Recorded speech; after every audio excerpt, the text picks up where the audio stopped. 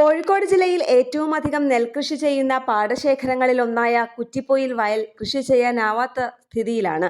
കാരശ്ശേരി, കൊടിയത്തൂർ പഞ്ചായത്തുകളിലായി പരന്നുകിടക്കുന്ന 100 ഏക്കറോളം വരുന്ന നെൽവയലിൽ കൃഷിക്കാവശ്യമായ വെള്ളം ലഭിക്കേണ്ട കക്കാടം തോട് പൂർണ്ണമായും പ്ലാസ്റ്റിക് അടക്കമുള്ള മാലിന്യങ്ങളും മണ്ണും കല്ലും ചെളിയും അടിഞ്ഞുകൂടി മിക്കവാറും നികന്നുപോയ നിലയിലായതാണ് കർഷകർ പ്രതിസന്ധിയിലായത്.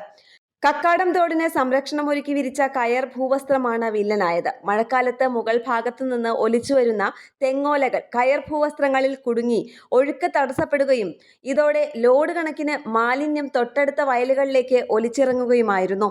നിരവധി വർഷങ്ങൾക്ക് ശേഷം ആദ്യമായാണ് ഇത്തരത്തിൽ ഏക്കർ കണക്കിന് വയൽ കൃഷിയോഗ്യമല്ലാതാവുന്നത്. വലിയ തുക മുടക്കി JCB ഉൾപ്പെടെ ഉപയോഗിച്ച് ചെളി പൂർണ്ണമായും നീക്കിയാലേ വയലിൽ കൃഷി ചെയ്യാനാവൂ. വലിയ ലാഭമില്ലാതിരുന്നിട്ടും കൃഷിയോടുള്ള അഭിനിവേശം കൊണ്ട് മാത്രം ഈ രംഗത്ത് നിൽക്കുന്ന പല കർഷകരും കൃഷി ഉപേക്ഷിക്കാനുള്ള ഒരുക്കത്തിലാണ്. കക്കാട് മുതൽ നെല്ലിക്കപ്പറമ്പ് വരെ വ്യാപിച്ചു കിടക്കുന്ന നെൽവയലിന്റെ ഏക ജലസ്രോതസ്സാണ് നാശം നേരിട്ടുകൊണ്ടിരിക്കുന്നത്.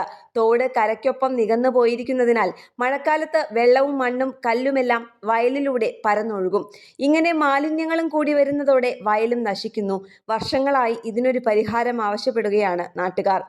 കൊടിയത്തൂർ പഞ്ചായത്തിലെ തോണിച്ചാൽ, വെള്ളാറ ഭാഗങ്ങളിൽ നിന്നും ഉത്ഭവിച്ച് തോടുകളായി ഒഴുകി കൊയിലാണ്ടി എടവണ്ണ സംസ്ഥാന പാതയിലെ കലുങ്കു വഴി കടന്ന് ഒന്നായി സംഗമിച്ച് കൊടിയത്തൂർ, കാരശ്ശേരി പഞ്ചായത്തുകളിലൂടെ ഒഴുകി കോട്ടമുഴിയിൽ വെച്ച് ഇരുവഞ്ഞിപ്പുഴയിൽ ചേരുകയാണ് കക്കാടം തോട്.